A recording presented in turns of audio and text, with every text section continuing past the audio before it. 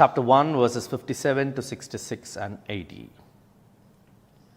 Now the time came for Elizabeth to give birth, and she bore a son. And the neighbors and relatives heard that the Lord had shown great mercy to her, and they rejoiced with her. And on the 8th day they came to circumcise the child. And they would have called him Zechariah after his father, but his mother answered, No, he shall be called John. And they said to her, None of your relatives is called by this name. And they made signs to his father, inquiring what he wanted him to be called. And he asked for a writing tablet and wrote, His name is John. And they all wondered. And immediately his mouth was opened and his tongue loosed. And he spoke, blessing God. And a fear came on all their neighbors. And all these things were talked about through all the hill country of Judea. And all who heard them laid them up in their hearts, saying, What then will this child be? For the hand of the Lord was with him. The child grew and became strong in spirit, and he was in the wilderness until the day of his public appearance to Israel. The Gospel of the Lord.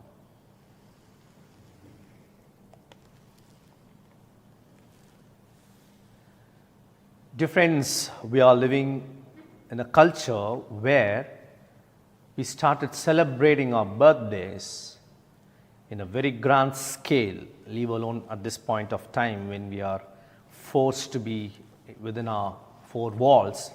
But otherwise, lots and lots of celebration, which was not happening like a couple of decades back. But now it has picked up so much.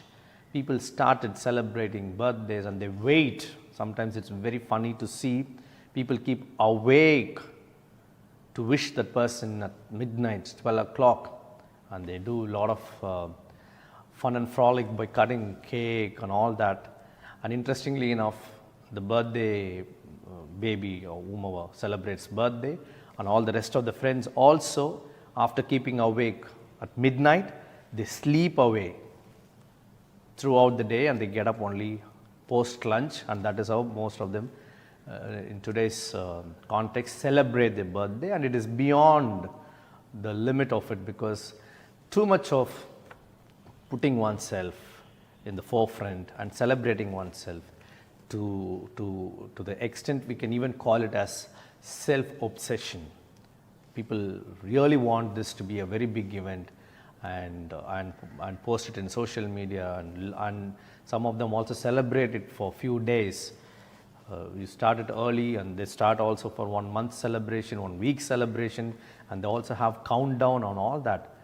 But the underlying question here is this: we need to celebrate our life. Life has to be celebrated. It is just not on the birthdays. It has to be celebrated throughout. And people should celebrate our life because we are living our life in a meaningful way. There is a purpose for our birth. Each of us are born. Everyone is born with a purpose. God has chosen every one of us in our own mother's womb. And God has destined us for an important mission. So in this context, we see how we celebrate the great feast of John the Baptist, because the church celebrates, as I said in the introduction, only 3 birthdays the church celebrates. Otherwise, it is only the death day is celebrated as the feast. Every saint is celebrated on the day they die, because it is a birthday in heaven. Whereas the birthday on the earth is celebrated only for Jesus Christ, our Blessed Mother. The third individual is John the Baptist. Therefore, no wonder why when Jesus says there is no human being who is more greater than John the Baptist who has been born in this world. So he has been ranked in such a elite category. Not because of his life, which was very elite. No, he lived such a simple, humble life. And he is one of the most powerful and important saints of the church. Unfortunately, we have forgotten him. We have forgotten him. I was talking to one of our professors in Bangalore when we were doing our theology, famous liturgist, Father Paul Puthanangadi, because as a deacon I was preaching on John the Baptist. So as I was preparing for the homily, I went to the library, tried to get a lot of very interesting material on John the Baptist. And when I talked to Father Puthanangadi, telling him, Father, such an important saint, the church has celebrated him to a very grand scale, but eventually we have seen he is forgotten. And Father Paul Puthanangadi smiled at me and told me, that is exactly the characteristics of John the Baptist. Such a great person, he never wanted him to be celebrated. He is known for his humility, humility personified. And that is why he says, I am not worthy to even untie the sandal of the one who is coming after me. That is how someone introduces the successor, the one who comes after. A beautiful example of how a person has to live. And of course, Mother Mary's feast also we are celebrating on the 24th. Again, another person whose birth had so much of meaning. So John the Baptist's birth was not just like anyone's or anyone else's birth. It is because even in the gospel we see people are excited to find out what name they are going to give him. Generally it is said they don't name the child after the father's name. Usually they name after the grandfather's name or someone else in their family's circle. But they were quite surprised to see they are naming him John. None of them are named John in their family. The one who has received favor from Yahweh, that is the meaning of John. And John the Baptist did literally receive favor from Yahweh. And we see how Zechariah, in spite of his being dumb and then writing his name, and his mouth gets opened and he sings this beautiful hymn of Benedictus, which we pray every day during our morning prayers in our Lord's.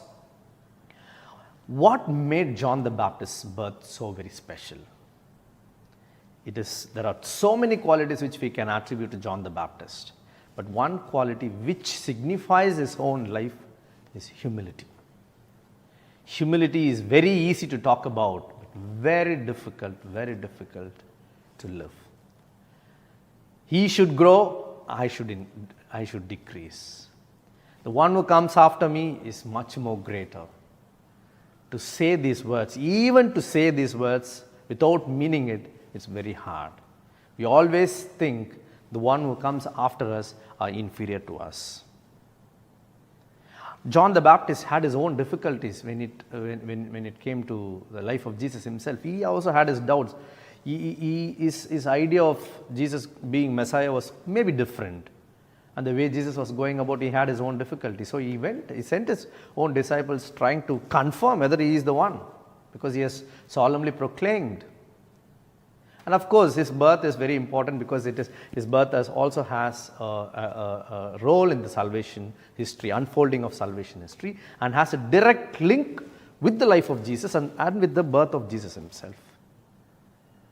That is why when Mary and Elizabeth, when they meet each other, we would see the child in my womb leapt with joy. That's the very first time these two infant or the two fetus, they meet each other and greet each other. They could identify each other, that they are cousins, and of course they are also, John the Baptist was able to even identify that there is a Messiah in the womb of Mother Mary. He rightly identified and lived a life of humility and lived till the end with so much of courage, challenging Herodias. Everyone was scared. It's actually called moral authority. John the Baptist had so much of moral authority, so he could question anyone and everyone. If they are making mistake, he could question them and people change their life. So much of power he had, so much of authority he had. But all this was only result of his life of humility. Humility, my dear friends, it's such a difficult virtue to follow. And a simple technique for all of us to actually follow this virtue of humility would be this.